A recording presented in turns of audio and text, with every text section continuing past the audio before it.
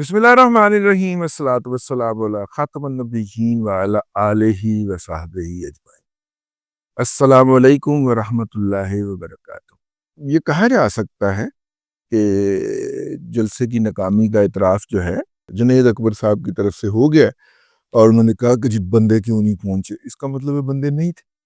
जो नाकदीन है वो तो कह रहे हैं कि 7-1 हज़ार बंदा था, 3-3.5 हज़ार कुर्सियां लगाई गई थी। और जो मतलब मुकामी जर्नलिस्टों से जब हमने पूछा, जो बैरून शहर के नाकदीन है वो बता रहे थे कि जी 9-8-9 10,000 तक किसी सूरत नहीं सी। और पीटीआई के जो हामियान है वो कहते हैं कि 30-1 हज़ार लोग थे। ठीक है, लेकिन उनका शाल में लाखों का मजमा आम कोई नहीं था। ठीक हो गया, तो वो तो नाकामी का एतराफ़ हो गया। हमने जब कल इसके ऊपर परसों व्लॉग किया था कल, तो बहुत सारे लोगों को इतराज़ हो गया था। तो अब वो जुनैद अकबर नू फड़ो जाके उन्हें किया जी नाकाम हो। लेकिन मेरा मौजू जो है, मैंने इसके ऊपर काफ़ी सोचो विचार के बाद, ज़बत के बाद मैंने कहा कि मैं इसके ऊपर थोड़ी सी गुफ्तगू करूं। और वो जो है गंडापुर ने जो स्टेज पे खड़े होके तू तू किया है, उसकी ज़रा तारीख बयान। पंजाब के साथ ये अलमिया है कि पंजाब की तारीख जो है वो पंजाबियों ने नहीं लिखी, पंजाब के रहने वालों ने नहीं लिखी। पंजाब को जानबूझ के पसमानदा रखा गया। और अंग्रेज की एक पॉलिसी होती है कि वो अकलियतों को प्रमोट करते और अक्सरियत को सप्रेस करते। तो मुसलमान जहां पे अकलियत थे वहां पे वो प्रमोट किए गए और जहां पे अक्सरियत में थे वहां पे सप्रेस किए। तो अकलियत जहां पे मुसलमान थे, जिन सूबों में, जिन इलाकों में, वहां पे वो तालीम में, तिजारत में आगे बढ़े और आगे थे। जबकि पंजाब में जहां पे वो अक्सरियत में थे वहां पे उनको सप्रेस किया गया, उनको तालीम के मौके नहीं दिए गए, उन्हें गवर्नमेंट जॉब्स नहीं दी गई। ठीक है, तो नतीजे के तौर पे ये हुआ। तो जब नई रियासत बनी तो जो लोग उस वक्त अंग्रेज के मयार के मुताबिक पढ़े लिखे थे, क्योंकि चूंकि हमने अंग्रेज का निज़ाम इनहेरिट किया था, तो वही लोग चला सकते थे जो अंग्रेज के मयार के मुताबिक पढ़े लिखे हों। वो जामियातुल देवबंद या इस तरह के मदारस के तालीम याफ्ता ग्रेजुएट लोगों ने नहीं चलाना था। वो अलीगढ़ के अंग्रेजी निज़ाम के ग्रेजुएट्स ने चलाना था। तो हमने जो लोग इस निज़ाम को चलाने के लिए इनहेरिट किए, वो भी अक़लियत थे, अपने इलाकों के अंदर अक़लियत थे। और अक़लियत का माइंडसेट जो होता है, वो हमेशा डरे हुए, सहमे हुए और अपनी एग्जिस्टेंस जो होती है उसके ख़त्म हो जाने, एलिमिनेट हो जाने के खर्चे में मुब्तला एक तबके का होता है। तो वो अक़लियत, जो अक़लियती माइंडसेट जो था, वो पाकिस्तान के ऊपर, पाकिस्तान की रियासत के ऊपर और रियासती मामलात के ऊपर आकर काबिज़ हुआ। और हमने इस अच्छी भली रियासत को एक सिक्योरिटी स्टेट भी इसलिए बनाया कि हमारी जो फौज की कमान भी जिन लोगों के हत्थे चढ़ी, वो अक़लियती माइंडसेट के लोग थे। ठीक है, वो अक्सरियती माइंडसेट के लोग नहीं थे। इसकी मिसाल आप यूं देख लीजिए कि जैसे ही आप एक अक्सरियती मुस्लिम मुआशरे के अंदर आते हैं तो आपके ऊपर बहुत सारी जिम्मेदारियां नाफज हो जाती हैं, खास तौर पे अकलियतों के तहफ़्फ़ुज़ के हवाले से। फिर आप कस्टोडियन होते हैं, फिर आप प्रोटेक्टर्स होते हैं। जबकि एक ऐसे मुआशरे में रहते हुए जहाँ पे आप अकलियत हैं, वहाँ पे आपने अपनी एग्जिस्टेंस की स्ट्रगल करना होती है, अपने आप को बचा के रखना होता है। ठीक है, तो जो अपने आप को बचा के रखने की जद्दोजहद में मसरूफ थे, अबुल कलाम आज़ाद जैसे ज़हनी तौर पे घटिया लोग, मैं सॉरी माज़रत चाह रहा हूँ, बहुत सारे दिलों के अंदर हर्ट होगा, लेकिन अबुल कलाम आज़ाद एक अक़लियती माइंडसेट का शख्स था। वो पंजाब के अक्सरियती माइंडसेट की ना सिर्फ के हमायत नहीं कर सकता था, बल्कि बर्दाश्त भी नहीं कर सकता था। पंजाब के बारे में गालियां बकने का किसी मुसलमान स्कॉलर की तरफ से सबसे पहला वाकया अबुल कलाम आज़ाद की तरफ से होता है। ठीक है, तो वो चूंकि एक तहफ़्फ़ुज़ शिकार, उसका ये वो सारा कुछ है ना, तो अबुल कलाम आज़ाद का रवैया बिल्कुल उसके मुताबिक था, जो उसके साथ मुआशरा सलूक कर रहा था, उसके साथ, उसके वालिदैन के साथ, उसके खानदान के साथ। ठीक है, तो पंजाब का नाम आते ही वो गालियां बकना शुरू कर दे। ارے کیوں پنجاب میں گالیاں بکتے تھے جی 1857 کے اندر اقبال نے اور انہیں اضلاع نے مارنے کے لیے لوگ فراہم کیے تھے. یہ بھی تاریخ کا جھوٹ ہے. آج میں آپ کو ایک سچ بتانے لگا ہوں اور وہ سچ یہ ہے کہ ڈیرہ اسماعیل خان سے اوپر افغانستان کی طرف جائیں تو وہاں پہ ایک قبیلہ پایا جاتا ہے گنڈا پور. تاریخ کی کتب میں یہ بات درج ہے, انگریز کی لکھی ہوئی تاریخ ہے.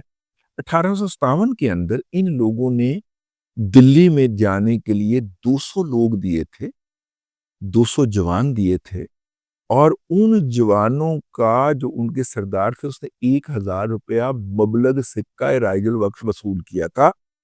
لیکن وہ جوان جانے کو تیار نہیں تھے تو ان کو یہ اٹریکشن دی گئی کہ آپ کو دلی میں نہ صرف کہ مالیاتی لوٹ مار کرنے کا عیاشی اور سہولت دستیاب ہوگی جب آپ فتح حاصل کر لیں گے, بلکہ آپ وہاں پہ خواتین کی عصمت دری بھی کر سکیں گے, اور اس کی بھی آپ کو انگریز کی طرف سے لیگلی الاؤ کیا جاتا ہے. پھر وہ 200 ذہنی طور پہ معذور لوگ, آپ کو نظر نہیں آتا گنڈا پور, علی امین گنڈا پور ہو یا کوئی بھی گنڈا پور ہو, وہ ایک وحشی قسم کا, درندہ قسم کا, گٹیا قسم کا, ذلیل قسم کا شخص نظر آئے گا. وہ جو بھی گنڈا پور ہو, جس کے نام کے اندر گنڈا پور لگ گیا نا, آپ کو ایک عجیب قسم کا خونت احمق شخص نظر آئے گا. تو خون چلتا ہے نا, ٹریول کرتا ہے نا بھائی. وہ نہیں جاتے تھے وہ نوجوان 200 روپے 50 روپے نہیں 200 بندے دا 1000 روپیہ ہویا, ایک بندے دا کنا ہویا ہے 10 روپے نہیں 5 روپے 5 روپے قیمت سی مبلغ ایک گنڈا پور. ٹھیک ہے نا. اب مسئلہ یہ ہے کہ وہ پھر لوگ وہاں پہ گئے, انہوں نے انگریز کے ساتھ مل کے دلی فتح کیا اور وہاں پہ وہی لوٹ مار کی جو وہ انہوں نے کی تھی. ٹھیک ہے, لیکن یہ بیسیکلی یہ والے چور ڈاکو لٹیرے ان کے آباء و اجداد رہے ہیں.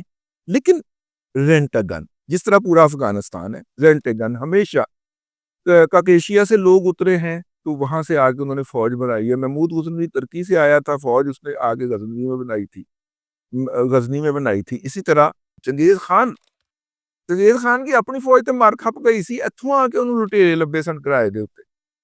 ٹھیک ہے, تو عرض میں یہ کر رہا تھا یہ گنڈا پور جس نے میری ریاست کے اوپر, اور اس ریاست ماں جیسی ہوتی ہے نا, اس کے اوپر تھو کیا ہے. میں پہلے آپ کو بتاؤں کہ یہ کیا ہے اور اس کے آباء و اجداد کیا تھے. 5 روپے مبلغ قیمت ہے تیرے آباء و اجداد کی, بکے ہیں تاریخ کے اندر, اور تو میری ریاست پہ تھو کرے گا.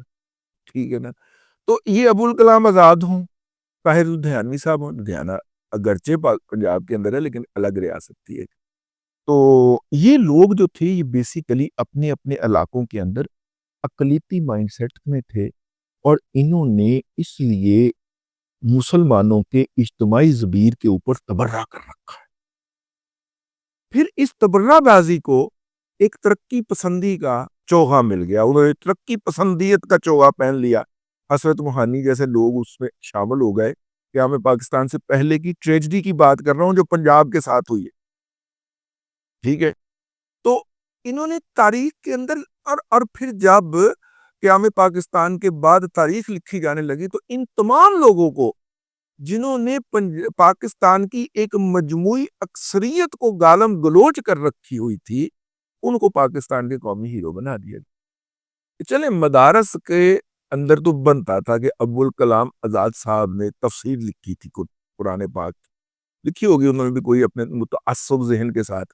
ٹھیک ہے, بہت ہی کوئی نخوت زدہ خود پسند شخص تھا وہ میں اس کی وہ کتاب جب بھی پڑھتا ہوں تو میں اتنی نخوت جو ہے وہ برداشت نہیں کر پاتا. اللہ تبارک و تعالیٰ اتنا غرور اور اتنی نخوت برداشت. ٹھیک ہے نا. اور یہ نخوت اور یہ غرور جو ہے یہ پھر ہمیں اور بھی جگہوں پہ نظر آئے, چلے آج اتنا ہی کافی ہے, لوگ برداشت کر لیں اس کو.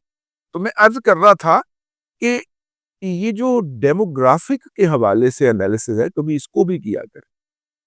اور ہم ایک مسلم میجورٹی ملک کے اندر رہتے ہیں, اور مسلم میجورٹی ملک کے اندر رہتے ہوئے جو ہے ہمارے بہت سارے فرائض ہیں, اور ان فرائض کی ادائیگی جو ہے وہ ہمارے اوپر اسی طرح فرض ہے جس طرح حقوق اللہ فرض ہے. لیکن آپ دیکھیے کہ ہمارا اقلیتوں کے ساتھ جو رویہ ہے وہ کون سا ہے؟ جو ایک اقلیت کا ہو. ٹھیک ہے، میں باقی سارے کافروں کو مسلمان کر کے چھوڑوں گا تلوار کے زور کے اوپر. یہ ہمارے مدارس نے، ملا نے جو نظام پیدا کیا ہے، نہیں بھائی، وہ بھی اپنی مرضی کے مطابق رہیں. میرے آقا صلی اللہ علیہ وسلم نے نا بہت سارے علاقوں کے اندر، میرا ملک شام بھی اس میں شامل ہے، جب وہاں پہ ان کی فتوحات ہوئی تھیں تو باقاعدہ لکھ کے دیا ہوا ہے معاہدے. وہ معاہدے انہوں نے ڈسپلے بھی کیے ہوئے ہیں. 1400 سال پرانے معاہدے انہوں نے اپنے چرچوں کے اندر لگائے ہوئے ہیں. کیوں؟ آپ ان سے زیادہ سمجھتے ہیں اسلام کہ آپ جو ہے وہ چرچ کو گرانے کی بات کریں، اقلیت کو مارنے کی بات کریں؟ آپ اسلام پہ تو عمل نہیں کر رہے. آپ تو کوئی ہیبت اللہ اخون زیادہ ہو سکتے ہیں جو کہیں میں نے بچیوں کو تعلیم نہیں دینے دیں. ٹھیک ہے نا، بس آپ مسلمان نہیں ہو سکتے یہ رویے کے ساتھ. یہ سمجھانا تھا نا جس شخص نے، وہ آپ ذہنی طور پہ بیچارہ احساس کمتری کا مارا ہوا تھا اور اپنی ایگزسٹنس کے تھریٹ کے اندر مبتلا تھا. تو نتیجے کے طور پہ اس نے وہی کرنا تھا جو اس نے کیا. اس نے ایک اکثریت کو گالیاں بکی ہیں تاریخ کے اندر. تو یہ علی امین گنڈا پور نے جو تھو تھو کیا ہے، میں نے کہا کہ اس کا پس منظر بیان کر دیا جائے. مبلغ 5 روپے کا یہ شخص جو ہے، جس کا اب سکہ بھی دستیاب نہیں، 5 روپے کا سکہ دستیاب نہیں، مبلغ 5 روپے کا یہ جو شخص ہے، اور جس کا باپ دادا 5 روپے پہ بکا تھا انگریز کے ہاتھوں، وہ میری ریاست پہ تھو کرے گا؟ میری اوقات ہے. اب تک کے لیے اتنا ہی. اگلے ولاگ کے اندر پھر حاضری ہوگی. اللہ تبارک و تعالیٰ آپ کو آسانیاں عطا کرے اور آسانیاں خلق خدا میں تقسیم کرنے کی توفیق عطا کرے.